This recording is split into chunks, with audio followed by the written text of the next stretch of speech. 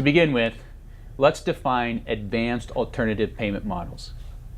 Advanced alternative payment models are value-based contracts with Medicare in which the contracted provider entity takes on new reimbursement mechanisms, often with financial reward and occasionally potential downside penalties tied to the total cost and quality of care for a certain group of patients.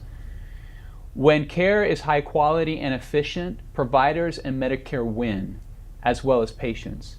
When care doesn't meet certain quality and cost thresholds, the providers may be held financially accountable depending on the model.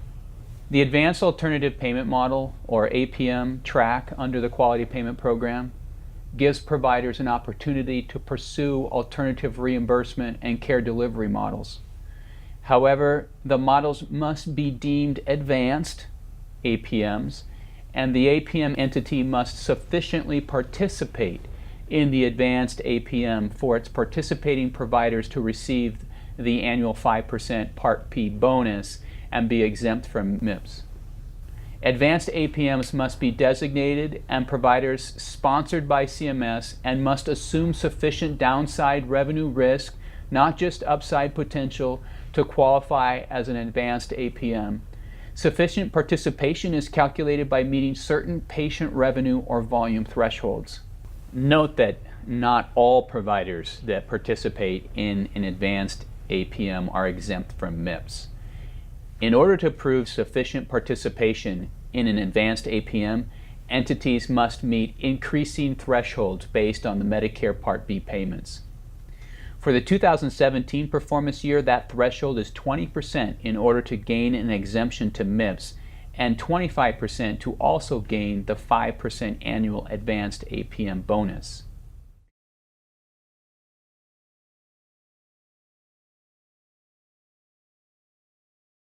You know, what's the strategy to move into advanced APMs? Because it does assume you take on risk. Correct. That ability to take on risk requires a fairly sophisticated capability on managing populations, Absolutely. understanding your data, understanding your actuarial risk for the population. And I think across the country we've seen many people struggle to be in that position. And in our marketplace, there's a lot of people that are moving to MSSP Track 1 ACOs with the mindset that it's a strategic advantage for them. I think it's more nuanced than just saying everybody should go to MSSP Track 1. You need to know, as we were talking about earlier, John, about your individual situation. What are our practice settings like? Does it make sense for us to do that? I'm not certain that people are making that kind of deep analysis and understanding the risks and benefits of moving to advanced Alternative alternative payment models. Yeah. So I'm curious what your you guys' thoughts about the advanced alternative payment models, which Medicare clearly wants us to move to. The incentives are large to take on this risk, but what would you share with your colleagues around the region as they're contemplating, I don't want to do all this reporting stuff for MIPS, so maybe I should just go an advanced payment model. What would you say to them? I very much agree that CMS is very, very explicit in almost everything they put forth and communicate, that this is the direction they want us to go. Now, as we looked at the strategy, we really pointed towards 2021 as being the year that you want to have options to make moves. Because in 2021, as it currently stands, and it may change obviously, but in 2021 cost and quality are going to be equally weighted in the MIPS scoring, because suddenly cost will ramp up and have this huge focus on how they're going to score. And when that starts to happen, I think they'll want to have options of how can we be away from this. I look at the ability to take on risk as being a huge issue, a very long, protracted, steep learning curve that you don't learn overnight. Yeah. So if the idea that, well, I'll just go to a risk-bearing track of Medicare shared savings when MIPS gets to be an untenable solution for us, I think that's totally unrealistic. Managing the populations and being accountable for the cost and the quality of that population. Those are very, very difficult things. I think when you see what has happened in the ACO experience across the country, there have been a very, very few, as in 30% of those ACOs that have managed to achieve shared savings, and those that are most successful are those that have been in the program for several years. You may ask, what criteria has to be met for a value-based contract to qualify as an advanced alternative payment model and be sponsored by CMS? Well, if it mandates the use of a certified EHR technology, if it uses quality measures comparable to those specified by MIPS, if it imposes financial risk above a nominal amount, or is a medical home that meets CMS expansion criteria.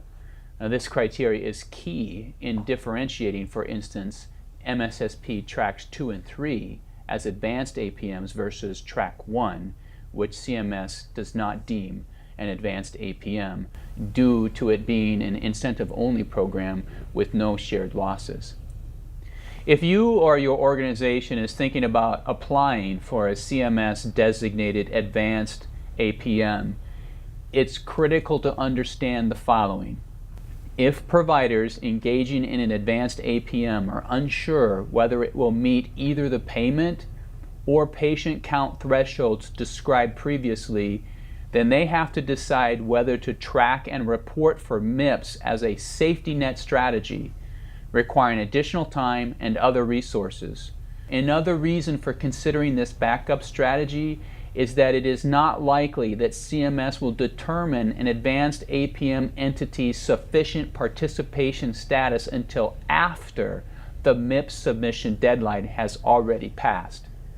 If providers in an advanced APM choose not to report for MIPS, but it is later determined by CMS that it does not meet either of those thresholds, then it will be assessed a 0 MIPS score, and the maximum MIPS penalty will be applied.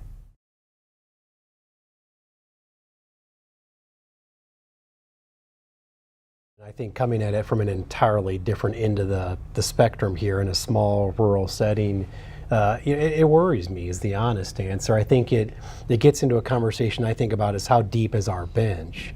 And taking on actuarial risk is a game changer for healthcare. Absolutely. Insurance companies have been doing this for years. I mean, if you look at the claim side of the healthcare conversation, actuarial risk is everything. But to get to the point where we've got the ability, I mean, we don't have the ability to hire an actuary. So I'm looking to bigger organizations. Is it our clinical integrated network? Is it an ACO? Right. Because somebody needs to not only gather the data, aggregate the data, help me understand that risk. Upside risk is one thing. That's elementary. That's fun, right? Taking on downside risk is a whole nother conversation that without the actuarial bandwidth you need, I can't do it. I mean, it's not even a conversation. Do you think that in a rural setting that you have a large enough population to even position yourself to take on? If you look at through the lens of Beatrice Community Hospital, you're not partnered with another ACO or another integrated network. Do you think it's a large enough population to take on that actual risk? No, I mean, it all comes down to size. You're in, right? So, I mean, my understanding is your population has to be at least 30,000 Medicare beneficiaries to be able to spread. They keep branching that down, so I think they've actually come down to 5,000. And 5,000 is the cutoff, but I wouldn't think take those odds. Right, you're exactly right. If you study the results of the ACOs and you look at how they came out, those ACOs that were less than 10,000 Medicare beneficiaries had very wide swings in costs. The thing that you'll see as you start to increase those numbers is that the fluctuation from year to year is a lot smaller fluctuations. Yeah. Because in small populations, a few individuals can drive a substantial change, both upside and downside. So I think CMS has thrown that virtual group situation out there. Ill-defined virtual group. Virtual situation. group, the ability to not have to physically join with a larger organization, but to come together as groups of independent systems or independent clinics where you can actually get that number of Medicare beneficiaries up to a number where it makes some sense because you have the numbers to offset bad experience with a few individuals. Here are the advanced alternative payment models listed by CMS in the MACRA final rule.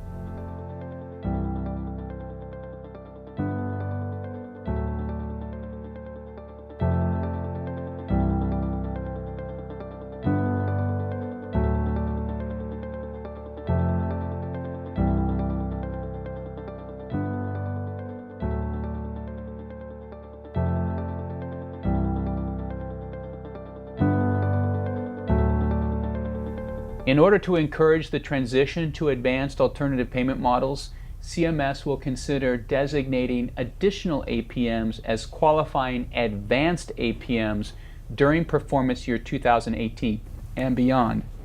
It is also important to note that beginning in performance year 2020, CMS may also consider commercial alternative payment model participation.